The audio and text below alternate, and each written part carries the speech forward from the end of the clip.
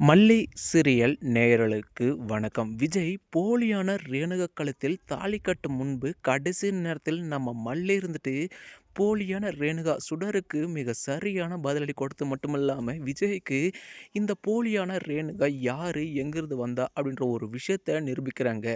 இப்போ சேனலுக்கு நீங்க முதல் முறையா வரீங்கன்னா மறக்காம லைக் பண்ணிட்டு சப்ஸ்கிரைப் பண்ணிட்டு வாங்க. வீடியோக்குள்ள போயிட்டு என்னதான் நடக்குதுன்னு பார்ப்போம்னு பார்த்தா, இப்போ நம்ம விஜய் வேற பாபுடைய வீட்டுக்கு வந்துட்டு மல்லி வராம நான் இங்கிருந்து போகிறதா கிடையாது. அவ எங்க தான் இருக்கா? அவ வந்தே ஆகணும். அப்பதான் அவள பத்தின உண்மை வந்து தெரிஞ்சுக்க முடியும். அப்படின்ற ஒரு விஷயத்துக்காக இப்போ விஜய் ஸ்ட்ராங்கா கோவத்தோட, ஆக்ரோஷத்தோடையும் பாபுடைய வீட்ல வந்து இருக்காங்க இல்லையா? அப்போ நாகு வந்து கால் பண்ணி சொல்லியிருப்பாங்க. இப்போ விஜய் எப்படி சமாதானப்படுத்துறது? அப்படின்ட்டு இப்போ நம்ம மல்லிய அதாவது விஜய் நான் வர கொஞ்சம் டைம் ஆகும். நீங்க அப்புறமா வேணா வாங்களேன். இல்ல நானே வரேனே அப்படின்னு வந்து மல்லி சொல்லுவாங்க இல்லையா? மல்லி நீ உண்மைய மட்டும் சொல்லு. என்கிட்ட வந்து பொய் சொல்லாத. நீ கோயிலுக்கு போயிருந்தேன்னா இந்நேரம் வந்திருப்ப. நான் பல தடவ உனக்கு வந்துட்டு கால் பண்ணியிருக்கேன். என்கேஜ்டா வந்தது. அது மட்டும் இல்லாம ஃபோன் ஸ்விட்ச் ஆஃப்ல இருந்தது. அப்படி இருக்கும்போது உனக்கு என்னதான் நடந்தது? அது என்கிட்ட சொல்ல போறியா? இல்லையா? அப்படின்ட்டு இப்போ நம்ம விஜய் வந்து கேட்பாங்க இல்லையா? அப்போ நம்ம மல்லி இருந்துட்டு, விஜய் நான் நேர்ல வந்து எல்லா உண்மையும் வந்து சொல்றேன். அதுவரைக்கும் கொஞ்சம் வெயிட் பண்ணுங்க.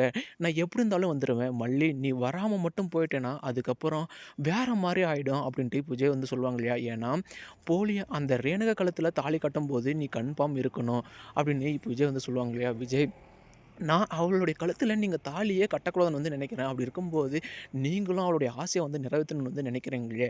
அவ உண்மையான ரேணுகாவா இருந்தா, இந்நேரம் நான் உங்களுடைய வாழ்க்கைய விட்டு இப்ப எப்படி கண்ணுக்கு தெரியாம போயிருக்கனோ, அதே போல போயிட்டு இருந்திருப்பேன். ஆனா, அவளோ போலியான ரேணுகா. அப்படி இருக்கும்போது, அவள பத்தின உண்மைய உங்ககிட்ட வந்து தெரியப்படுத்தாம நான் வந்து ஓயப் போறதில்ல அப்படின்னு இப்ப நம்ம மல்லி வந்து சொல்ருவாங்க. ஆனா, இன்னொரு பக்கமும் ராஜேஸ்வரி இருந்துட்டு, "ஏன்டி சுடர் நீ வந்துட்டு இவ்ளோ பெரிய தில்லாலங்கடியா? நானும் உன்ன வந்து என்னமோ ஏதோன்னு வந்து நெனச்சேன். அதாவது இப்போ ரகு வந்துட்டு எப்படியோ அந்த லேண்ட் விஷயத்துல எனக்கு வந்துட்டு பிசினஸ் விஷயத்துல வந்து பார்ட்னரா வந்து ஜாயின் பண்ணியிருக்காங்கன்னு வந்து நெனச்சா, இது எல்லாமே உன்னோட சதித்திட்டம் தானா? அங்க என்ன நடக்குதுன்ற அப்டேட்ட வந்துட்டு அவனுக்கு நீ தான் வந்து குடுக்குறியா? ரஞ்சிதா சொன்னம்போதும் அந்த அளவுக்கு எனக்கு வந்து நம்பிக்கை இல்ல. ஆனா இப்போ முழுசா நம்புறேன். உன்னுடைய சுயரூபத்த அதாவது விஜய் தாலி கட்டுன அடுத்த சமயத்துல வந்து வெளிப்படுத்த போறேன். ஏன்னா நீ அமைதியா இருக்க போறதில்ல. மல்லிக்கு எப்படியும் விஜய வச்சு டைவர்ஸ் குடுக்க வச்சுருவ.